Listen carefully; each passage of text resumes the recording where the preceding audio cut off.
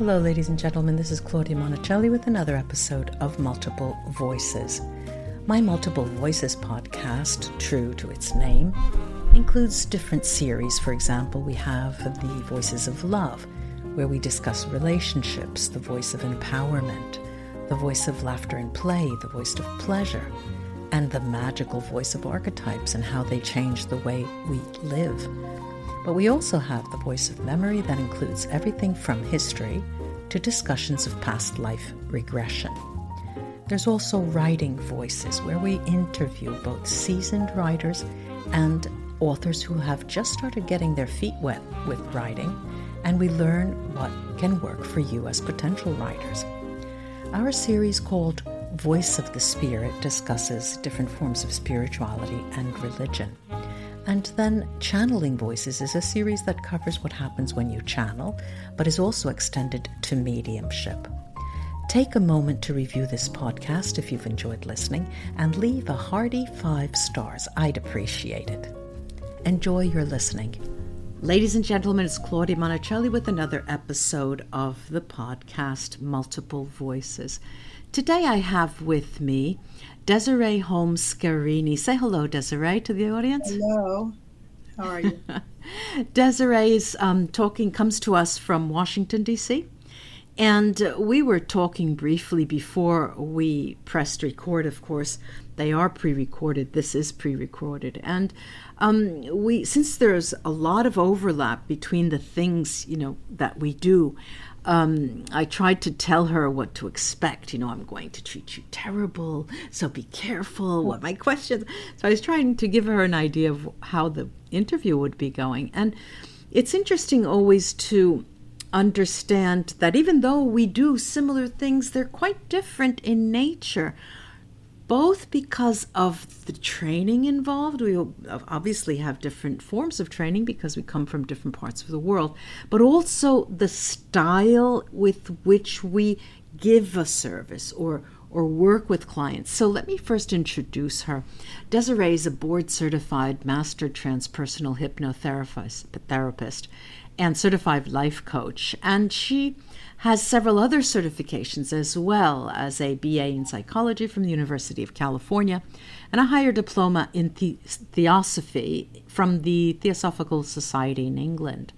And I asked her about that. Well, Theosophy, I've heard of that, but I didn't, quite know. So maybe you could tell us right now before I continue.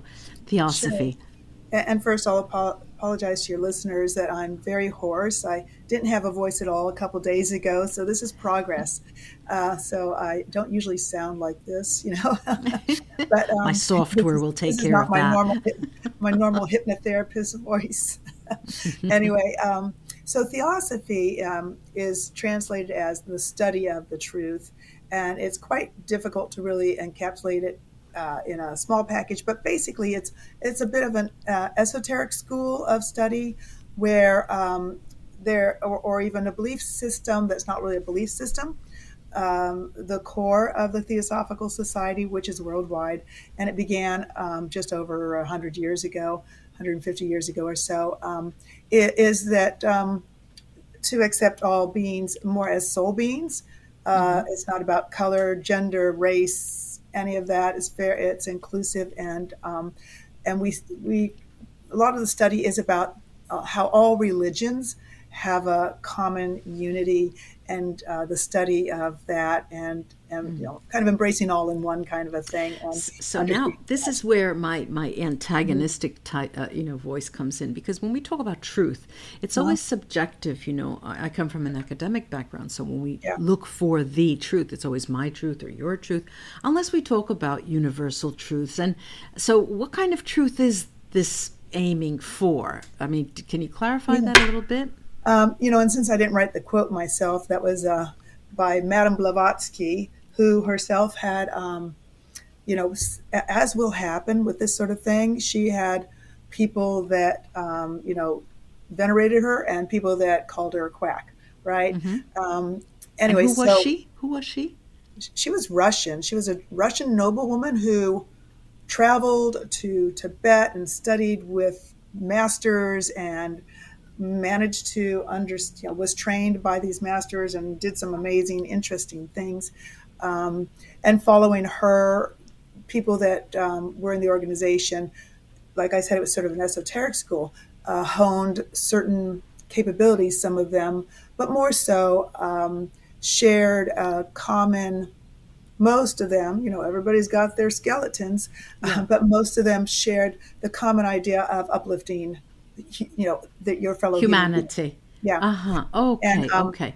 so the what was your original question? I kind of just went off track.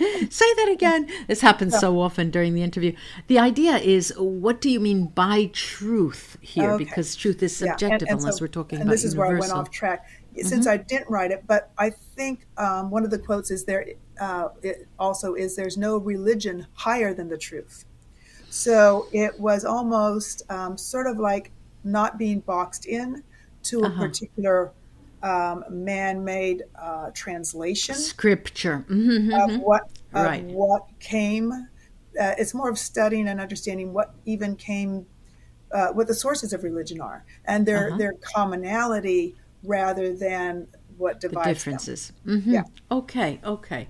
But this is not all. Desiree is also an artist and an arts instructor, sorry, and she often combines her art with her intuitive trainings. And she continues, of course, to study and learn like all of us, and is particularly interested in the power of the heart and the mind and the unseen energies that are around us. We're going to lead with that talk about the energies.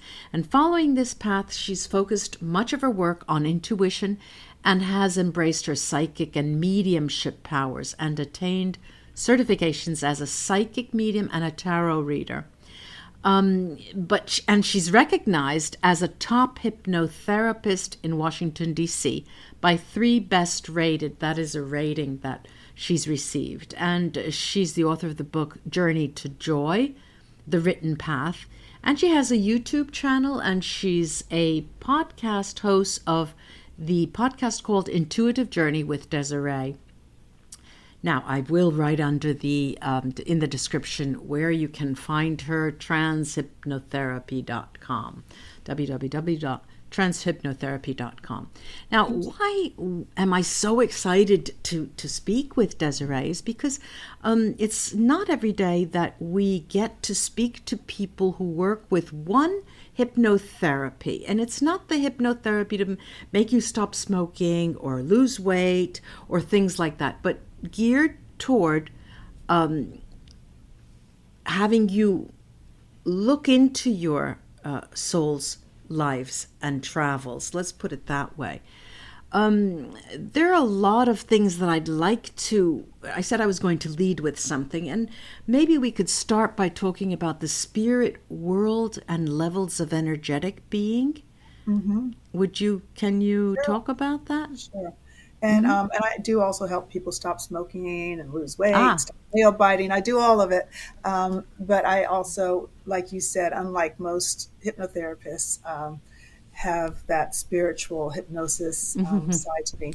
So these 7 levels, the different levels of spiritual being, is something that actually I became much more familiar with through studying Theosophy, and a lot of their work or understandings come from Hindu or Buddhist traditions.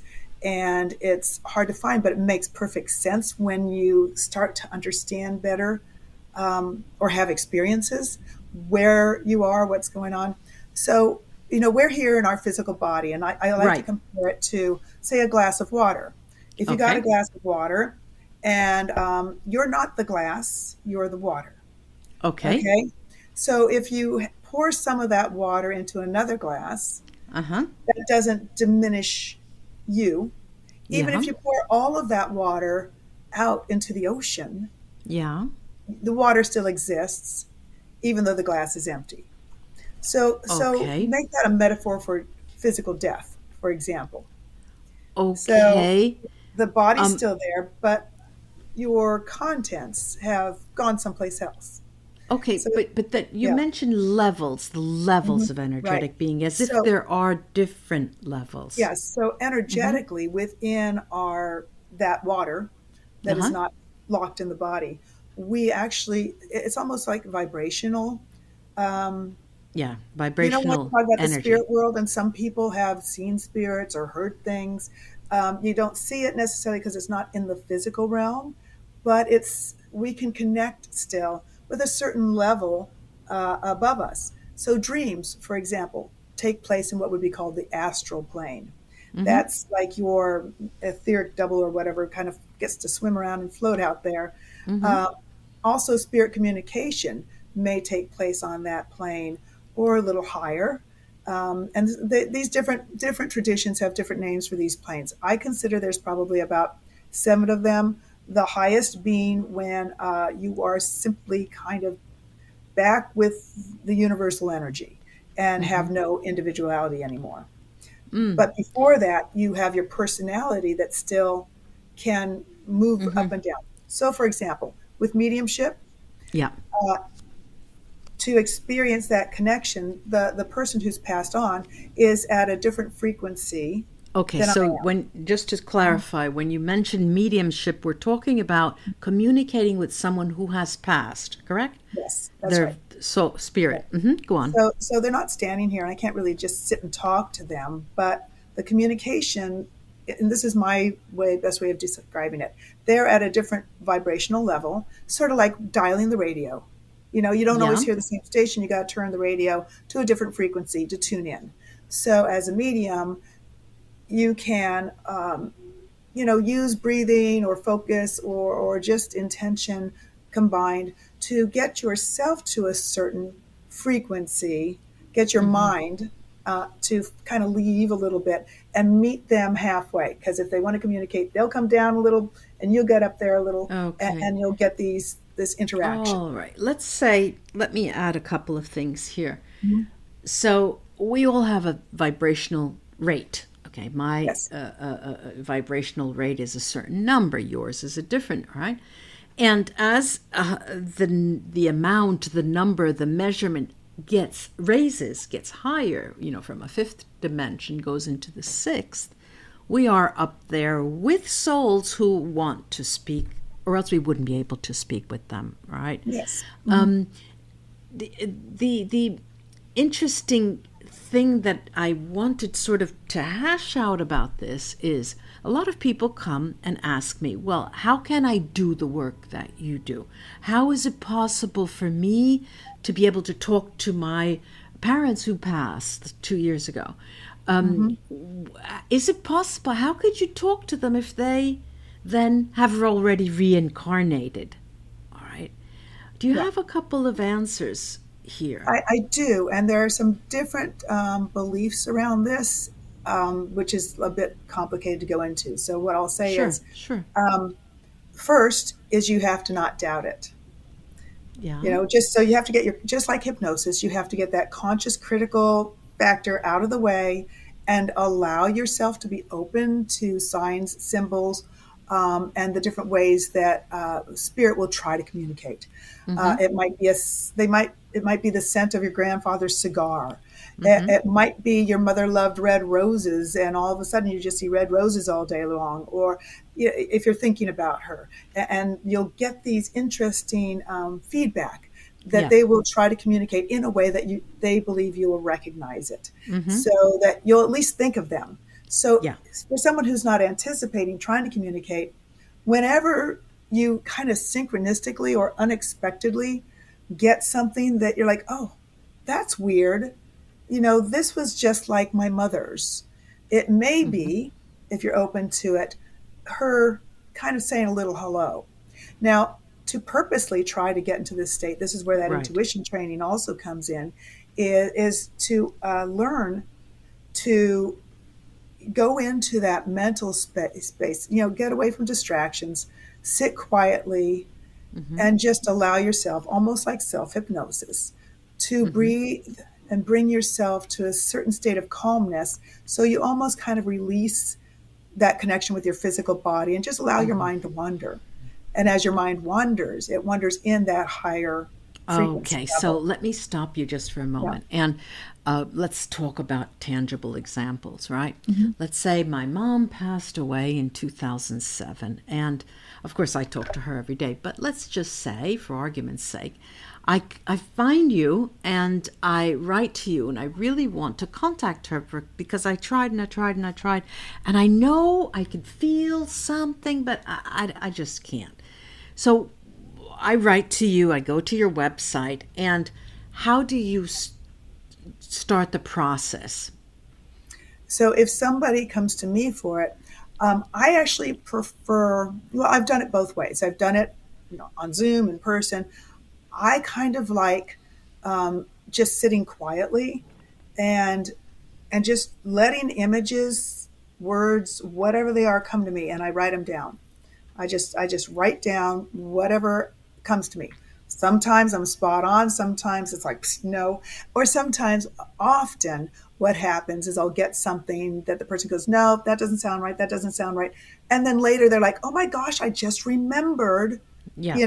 that yes. And because I'm like, I don't know, that's what I'm getting. So one of the good things that I did learn when being trained is, if you get a strong signal, just tell the person, give it some time, and it may be months later that something happens or comes. So maybe I'm seeing a message that they don't get till later. Uh-huh. Um, so that's how I usually do it. My preferred way of doing it. And what I get often, um, there was a woman I know who passed on, and I did it for her children.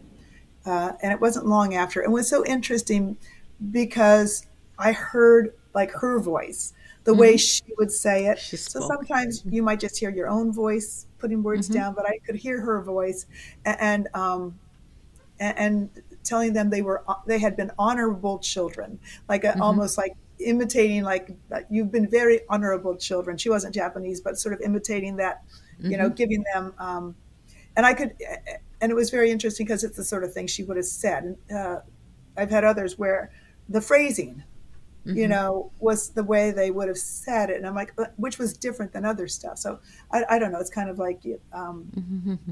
you kind of had to be there. I've had so Mm-hmm. many interesting things come through, and Let's um, just let yeah, I'm curious to know how you got started with past life regression. Of course, it's a hop, skip, and a jump from yeah, hypnotherapy, and not everyone does it. But what brought you to do it? What yeah. what was the Um, attraction? this is funny because it's one of those, if you're meant to be someplace, the universe will push you in that direction without you knowing it sometimes. Mm-hmm. So, without going into the long story, Oh, I come on, give us the long oh, you story. want the long story? Okay, so, Yeah, we love a story. well, my background, degrees in psychology. I had worked as a facilitator for groups Uh-huh. for, stress management, alcohol, drug prevention, whatever. Right after I got out of college, had kids, stayed home, moved into an art career because it was something I could do from home. As Mm-hmm. they were in, like, probably ninth or 10th grade, I had more free time. I saw an opportunity.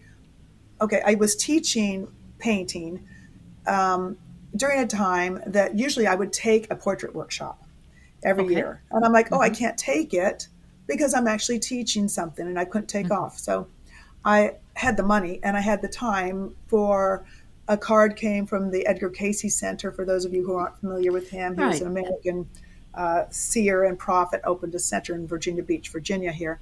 And I Mm-hmm. saw a card come in the mail because I was a member that says train as a hypnotherapist. Mm-hmm. And I'm like, oh, look at those dates are the dates that I'm off. Mm-hmm. And so I had the money and I had the time. But little did I realize the difference between one hypnosis training and the other. And Right. this was the transpersonal hypnotherapists. So And yeah, what is particular about yeah. transpersonal? So when you introduced me, you talked about, stop smoking, nail biting, all Right. that. Well, we're trained in all of that too, which is Right. called clinical, clinical Mm-hmm. hypnosis, right? Yeah, I'm a But clinical yeah, hypnotherapist and myself, so but I just don't yeah, work with that area. and I'm trained with that too. But on top of that, transpersonal brings in mind, body, and spirit. So they also do spiritual hypnosis. They bring in guides and angels, and we, as transpersonal, we work with whatever the person's belief system is. So we do Yeah. ask, "What's your belief system? Let's use that." Right. So that is why I ended up in a group that focuses on spiritual realm, and that's how I got trained as a past life regressionist, and also chose to take the life between lives spiritual Okay. regression. All So right. that's how I ended up doing that. So let's say, let's take a past life regression session. And if you can think for a moment, why do people come to you for that? What is the most impelling reason? Compelling reason? I think the most reason is they have an issue that they've been working on. Maybe they've tried to work it out themselves. They've even gone to a therapist, and they can't find Some why. kind of fears? Yeah, well, not even fear so much as usually it's about blocks. It's Blocks, about, emotional like, blocks. yeah, emotional blocks, or not understanding why they're in a certain situation or a relationship in this lifetime. Sort of like, why me? So for Yeah. those that believe in, like, are you following a pattern? Is this something that you were meant to be here to do and learn from? And of course, as the life coach end of it, when we process, we go through all that. How does this help you? And I ask those questions.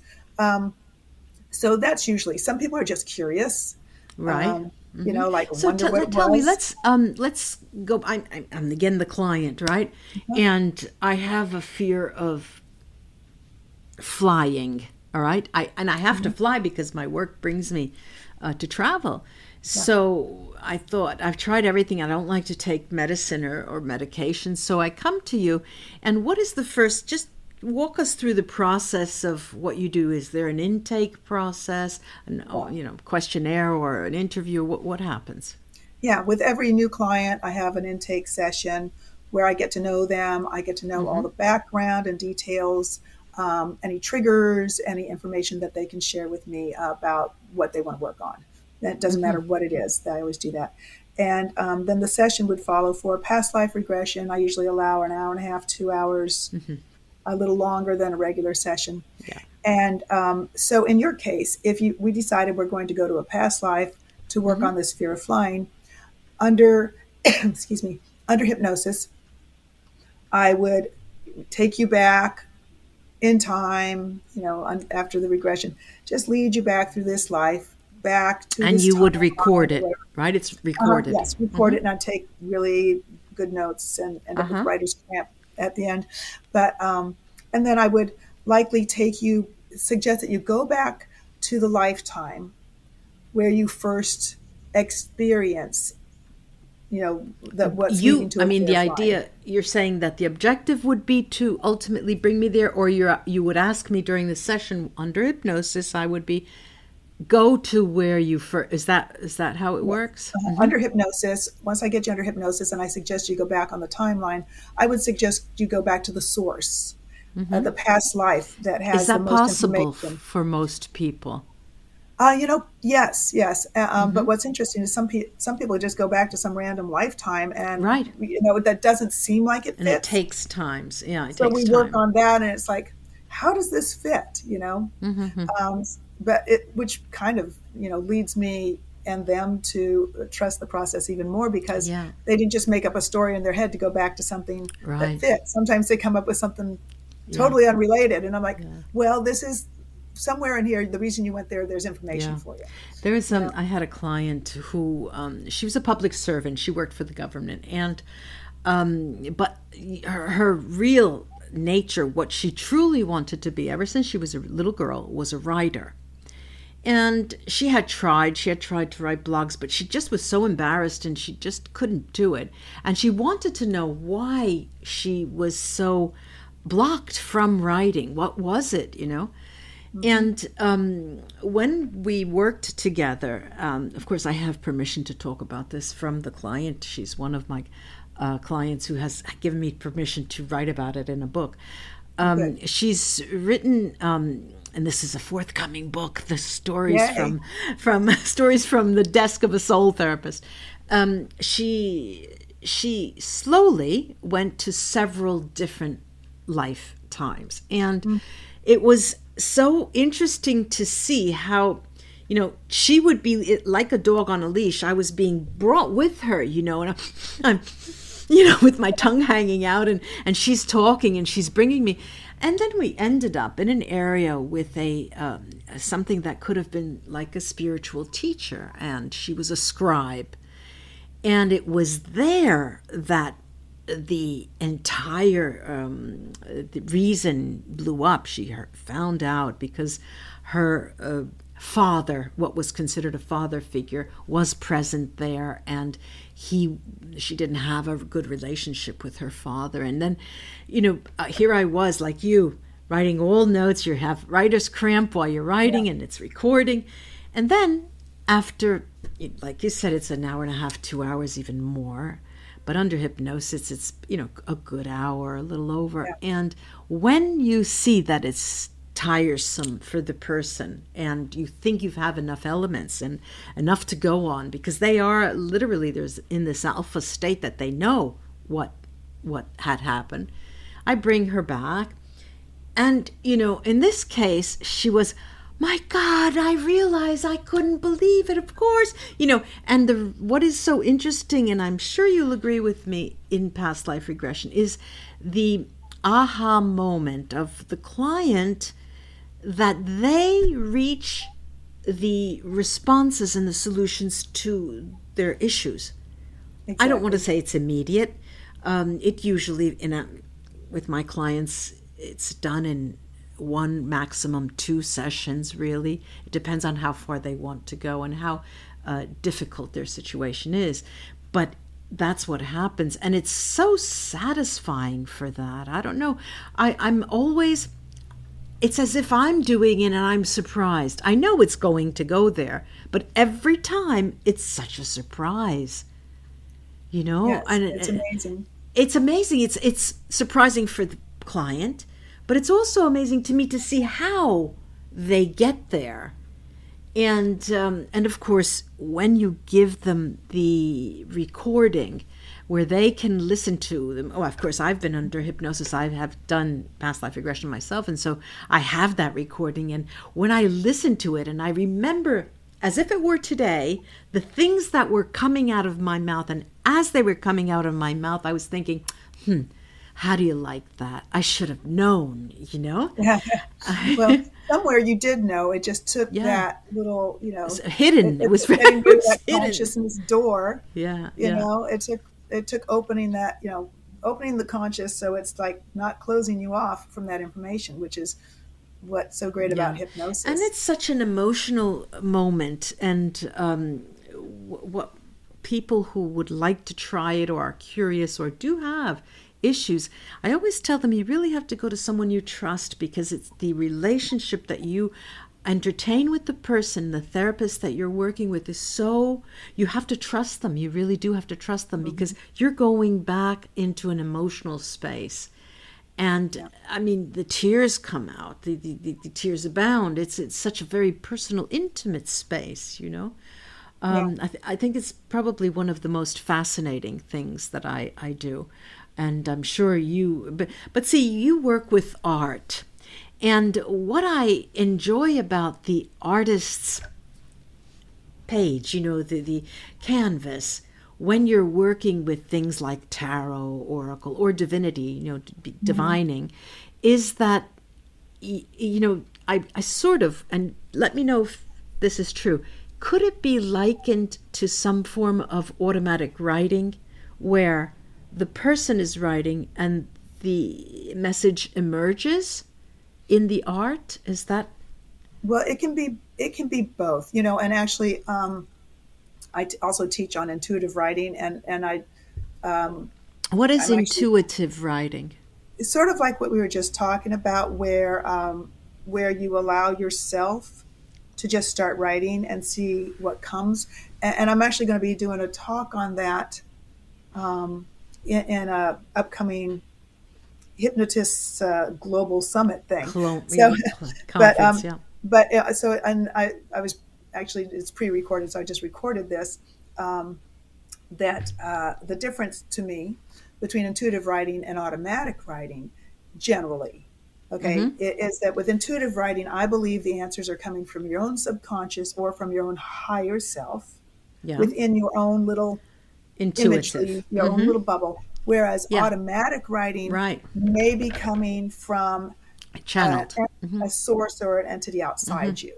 Okay, so for example, when I do mediumship, I'm probably doing more of an automatic writing Yeah. because I'm not writing out of my own subconscious. I'm writing Right. what You're message writing. You I'm you getting. write during that. Whereas with intuitive writing, I teach it along with the intuitive art sometimes, and I'll put somebody under with a question that they want to What ask. do you mean? Like You put somebody under? You're talking about in hypnosis. hypnosis, yeah. So you. Put them under a light trance with having them focus on what they want an answer to. And Uh while huh. they're still under, then I have them open up their eyes with their paper and pen and just begin to write without editing and just write about it. Just write about it. And it's magnificent in that what I think happens is there's a different channel that goes physically. Same thing with art. You're It's bypassing that difficult conscious here. I mind when you're using your hands. understand. I do understand what you're saying, the intuitive and automatic. And it, I'd say, let's say 80% I agree with you. But then there's a fine line that divides you getting messages from your higher self and guides, masters Yes, that I agree. want to use you as a channel for their messages. I'll give you an example, and maybe you can let me know what you think. Almost every morning, maybe every other morning, but just about every morning, I wake up, and before I put my feet on the floor, I take out my iPad, one of the programs that I have. I turn on the microphone, and I dictate messages that come to me because I'm thinking them. Some stupid thing. All right. I have a project. And it's very iffy whether the project will go forward in this particular context, right? And that Right. message comes out. Those messages come out.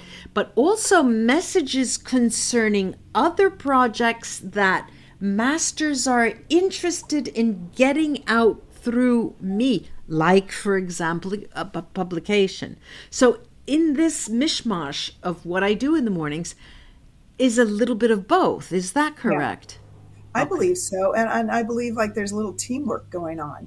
Yeah, Um, you're teamwork you're is, you're right about that. you're given some information, and then you integrate that with your own Right. ideas and thoughts and take it forward. So and this is like sometimes we think, well, was that my thought or was Yeah. that something else?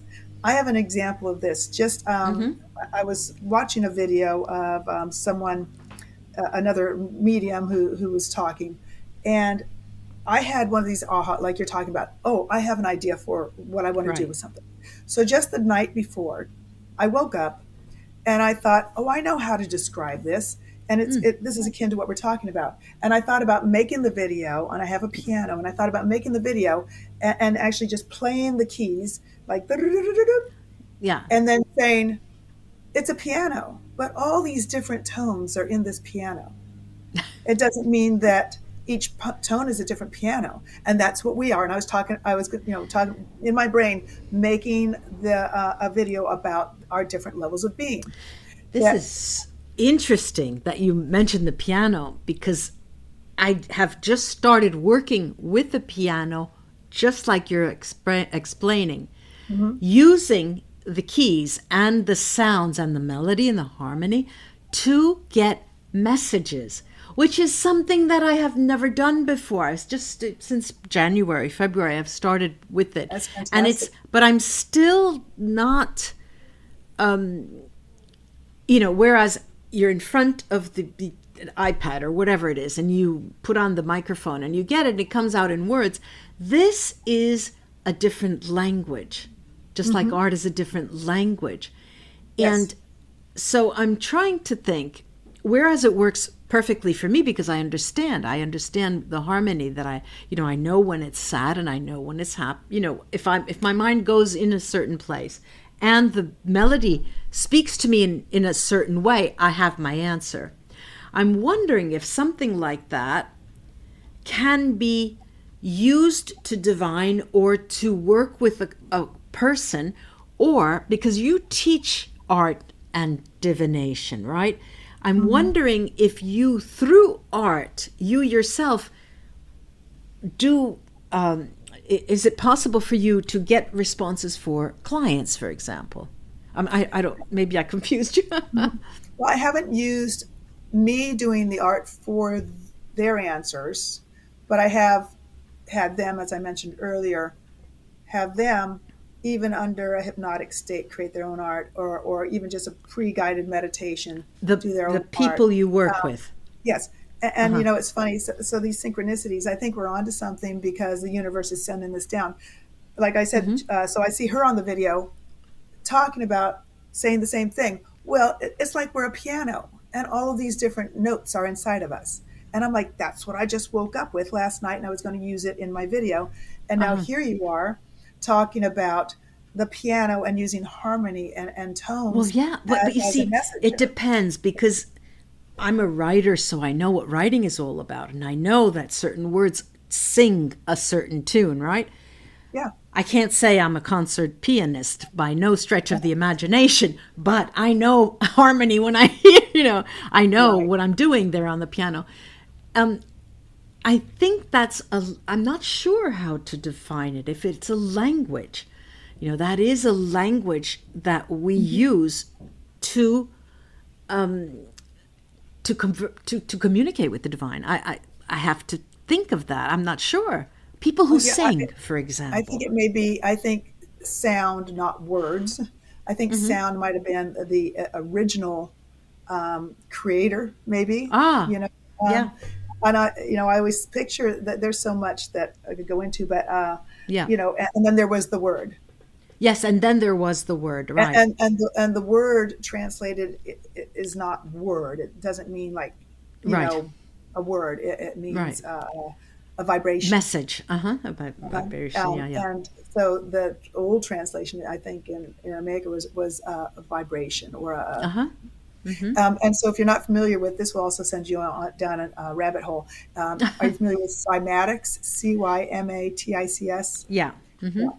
And so, for your listeners, tell them to just Google or YouTube cymatics and Yeah. see these beautiful building blocks of nature Yeah. that Yeah. match different tones.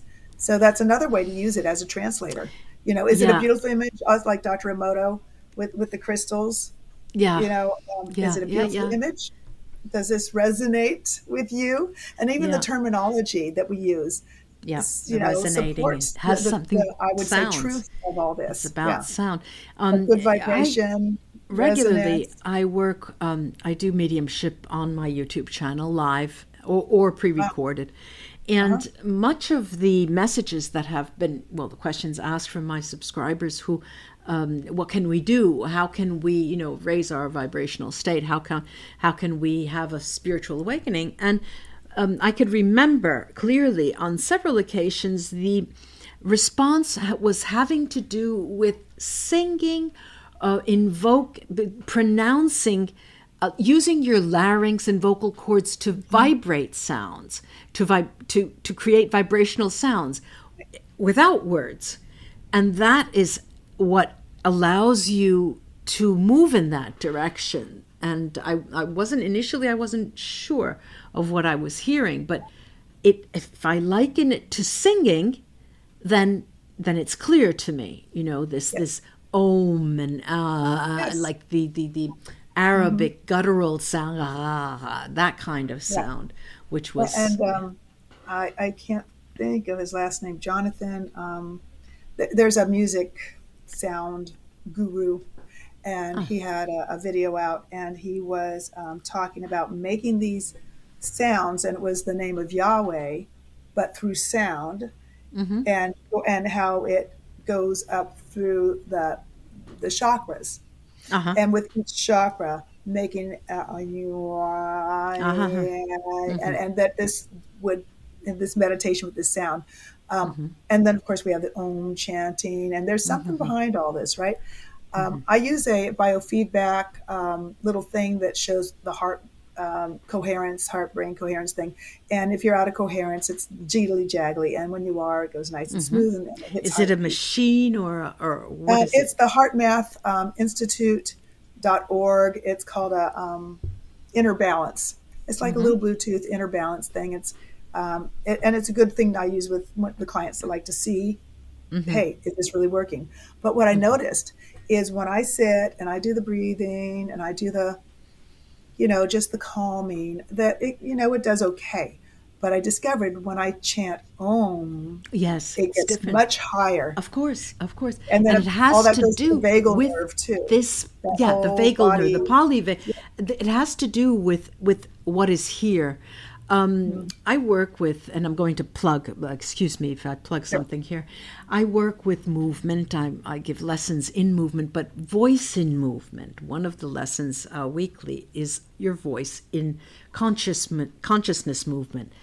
And Neat. there we work with the sound, of course, brought together with the breath, and have it elongated. But it's using that part of not controlling it, but understanding, feeling it, understanding where the sound comes from, and also breath work. And breath work together with this is just. So anyone out there, the first lesson is free. Write to me. Yeah. But it's so Yeah. interesting. You should. And there's so And some many. We people, could go. we forget how to breathe. Yes, we forget You to know, breathe. I know. I was working with somebody the other day, and I said, "Now just take a deep breath in." And I'm looking at them, and their chests, nothing's moving. Yeah, And I said, "And a deep breath in." And I'm like, "You need to breathe." you got to And they're like, "I'm breathe. breathing." Their breathing was so shallow Yeah, that they yeah. didn't even realize that they weren't breathing in and Yeah, breathing yeah. out. It's So, your neurological system has to learn that. That's why I call them lessons, because it's the neurological system that needs to find different patterns to emanate. But anyway, we've had so much we've just put up so much out there, and the focus was on this past life regression and hypnotherapy, which is something I suggest to anyone who has the desire or the necessity to try.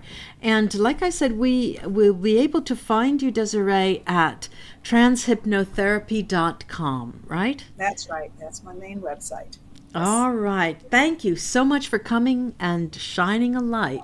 It was Well, thank you wonderful. so much for having me. This was a lot of fun talking to you. Yeah. Bye-bye, Desiree. Bye. Thank you.